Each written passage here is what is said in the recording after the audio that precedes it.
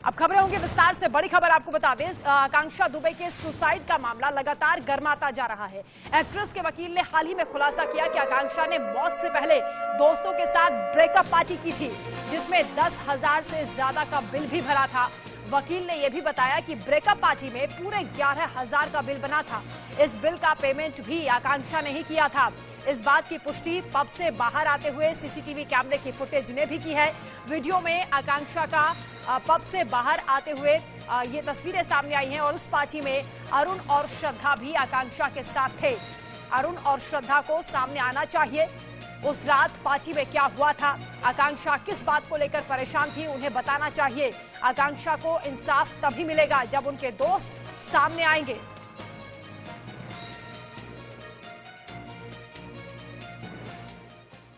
आकांक्षा को इंसाफ दिलाने की हमारी मुहिम जारी है। देश की बेटी के लिए इंडिया न्यूज की मुहिम है। ब्रेकअप पार्टी में शामिल दोस्तों से यह हमारी अपील है कि आकांक्षा के इंसाफ के लिए सामने आओ, सच बताओ। दोस्तों के छिपे रहने से आकांक्षा को इंसाफ कैसे मिलेगा? दोषी कैसे सजा पाएंगे जब तक आकांक्षा के साथ जो हुआ वो बेपर्दा नहीं होगा? दोस्तों से हमारी अपील है कि सामने आइए, उस रात पार्टी में क्या हुआ था, पूरी जानकारी दीजिए। तो आकांक्षा की ब्रेकअप पार्टी के 4 अहम किरदार हैं। इन 4 किरदारों में समर, संजय, अरुण और श्रद्धा हैं। आकांक्षा और ये चारों ब्रेकअप पार्टी में शामिल थे। सवाल ये कि दोस्त हैं तो सामने क्यों नहीं आ रहे? सामने आकर आखिर सच क्यों नहीं बता रहे? उस रात आकांक्षा के साथ क्या हुआ था? ब्रेकअप पार्टी क्यों की गई थी? ब्रेकअप पार्टी में और कौन कौन थे? क्यों नहीं दोस्त बता रहे हैं? हमारी अपील है कि आकांक्षा को इंसाफ दिलाने के लिए दोस्त आइए, सच बताइए। वाराणसी से सहयोगी आकाश हमारे साथ लाइव जुड़ रहे हैं। आकाश, ये गुत्थी लगातार उलझती जा रही है। आकांक्षा की मौत एक पहेली बनकर रह गई है, लेकिन 4 मुख्य किरदार, जिसमें समर सिंह और संजय सिंह पर केस है, फरार चल रहे हैं, लुकआउट नोटिस भी जारी हो चुका है। लेकिन जो 2 साथी हैं, अरुण और श्रद्धा, उनके बारे में कोई जानकारी अभी तक नहीं मिल पा रही है। जब तक वो लोग सामने नहीं आएंगे, जानकारी नहीं देंगे कि उस रात क्या हुआ था, कैसे इंसाफ मिलेगा, कैसे दोस्त हैं?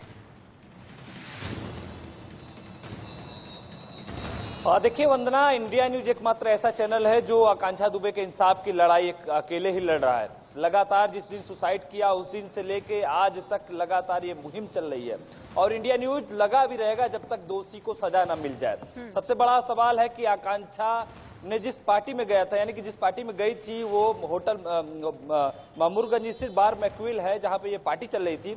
इस पार्टी में 2 लोगों ने उनको निमंत्रण दिया था, यानी पति पत्नी अरुण और श्रद्धा। इन दोनों के कहने पे आकांक्षा वहां पे जाती हैं। आकांक्षा पार्टी में शरीक होती है। लगभग पार्टी होता है, 11,000 का बिल बनता है। 11,000 बिल को लेकर जो मेरे सूत्र बताते हैं, जो वादी के अधिवक्ता बताते हैं, उनका कहना है कि तनातनी हुई। श्रद्धा और अरुण का कहना है कि पार्टी हम लोग क्यों दे, ब्रेकअप हुआ है वो पार्टी देगी। यानी ब्रेकअप किससे हुआ है ये बड़ा सवाल है। यदि ब्रेकअप किसी और से हुआ है तो वो बताइए। समर से क्या बातचीत चल रही थी? आकाश, ये भी अपने आप में बड़ा हैरान करता है कि आकांक्षा खुद ही ब्रेकअप की पार्टी दे रही थी। यानी आकांक्षा का ही ब्रेकअप हुआ, उन्होंने ही उस पार्टी का बिल भरा, लेकिन खुद कुछ नहीं खाया। सबसे बड़ा सवाल यही है, पार्टी का बिल भी आकांक्षा देती है और आकांक्षा के पेट में कुछ मिलता भी नहीं है।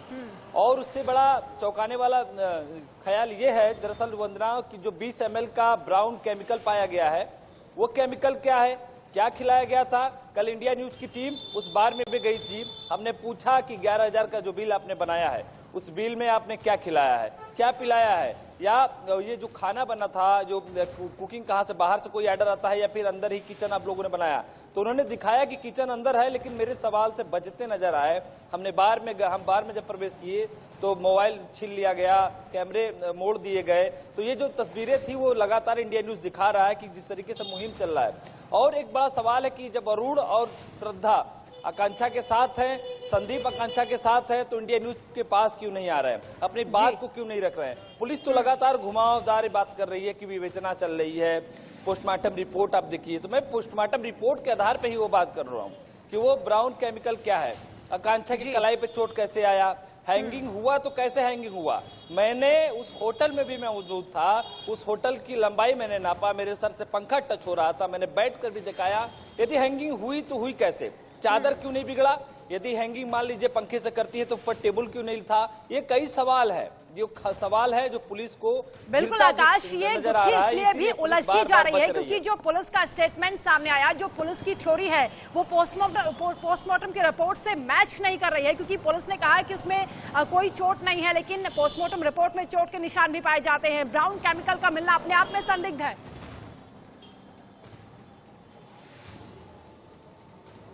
देखिए वंदना, सबसे बड़ा सवाल यही कि ब्राउन केमिकल क्या है, क्योंकि अभी तक इसके बारे में पता नहीं, फॉरेंसिक टीम ने नहीं वादी के अधिवक्ता को बताया, ना ही हम मीडिया को इस बात की जानकारी है कि वो केमिकल क्या है। कहीं कोई विषैला पदार्थ तो नहीं है जिससे ब्रेन काम करना बंद कर देता है?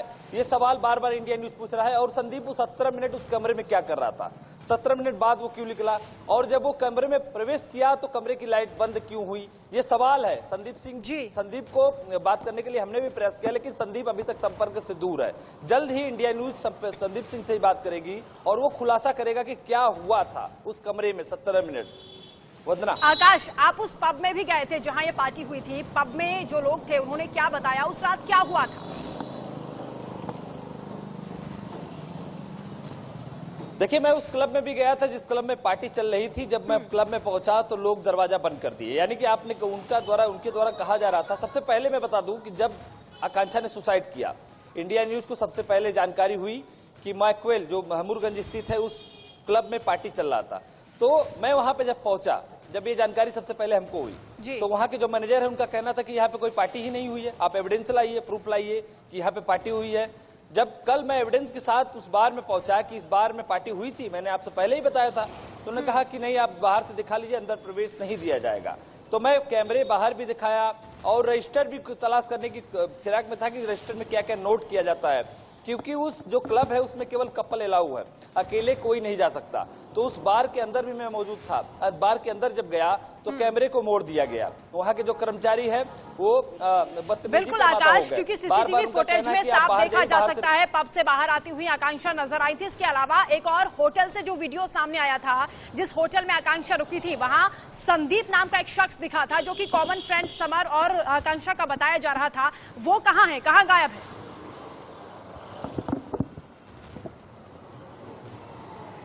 देखिए, सबसे बड़ा सवाल यही है कि संदीप आखिर है कहाँ?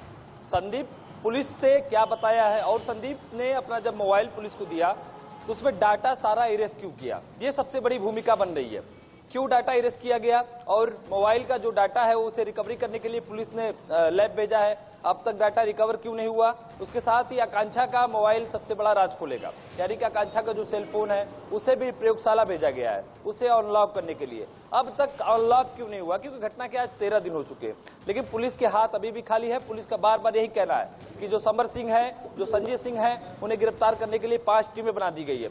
आपको बता दूं कि देर रात में संजय सिंह और समर सिंह को गिरफ्तार करने के लिए कोर्ट ने एनबीडब्ल्यू भी जारी कर दिया, 82 की नोटिस जारी कर दी और लुकआउट नोटिस तो कल ही जारी कर दिया गया है। लेकिन अब कुर्की की पूरी तैयारी है। वाराणसी कमिश्नर पुलिस अब कुर्की करेगी, जो पांडेपुर आवास है, जो आजमगढ़ आवास है, उन सभी जगहों पे जल्द ही कुर्की किया जाएगा। बिल्कुल, गैर जमानती और कुर्की का वारंट जारी हुआ है आकाश। लेकिन सवाल ये उठता है कि जो आशंका आकांक्षा दुबे की मां मधु दुबे ने जताई है, वो आशंका सही साबित होती हुई नजर आ रही है, क्योंकि सीबीआई जांच की अब वो मांग कर रही हैं। इसके अलावा उन्होंने ये भी बताया कि होटल प्रबंधन के साथ भी मिलीभगत हो सकती है और जो सच्चाई पब छुपाने की कोशिश कर रहा है उसको लेकर भी अब सवाल उठ रहे हैं।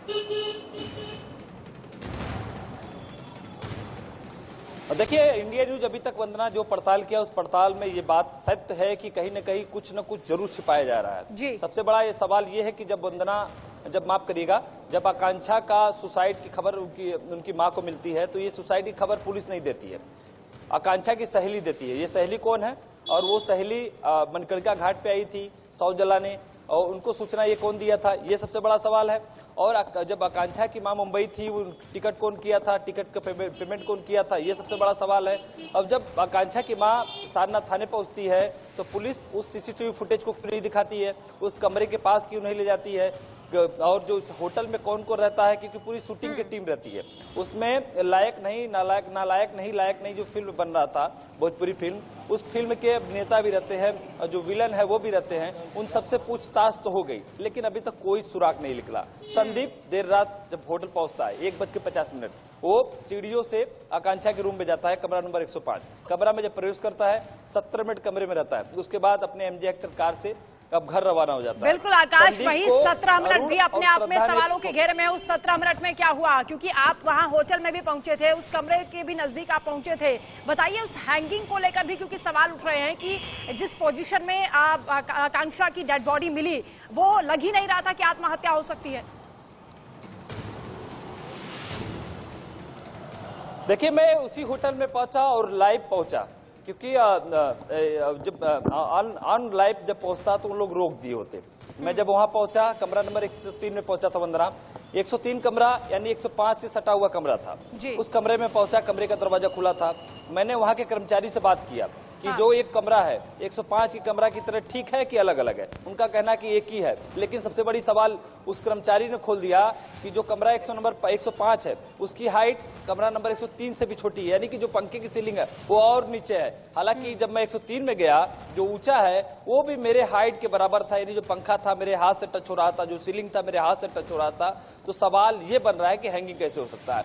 और जब सुसाइड की तस्वीर आप देखेंगे वंदना, सुसाइड की तस्वीर में ये साफ साफ दिख रहा है कि आकांक्षा को जिसे आराम की मुद्रा में बैठाया गया है, जो चादर है उनके चारों तरफ जो चादर है, आप चादर देखेंगी, चादर का जरा सा भी सिकुड़न नहीं है। जबकि मैं एक बार जब उस कमरा नंबर 103 के बेड पे खड़ा हुआ तो जो चादर है सिकुड़ने लगा।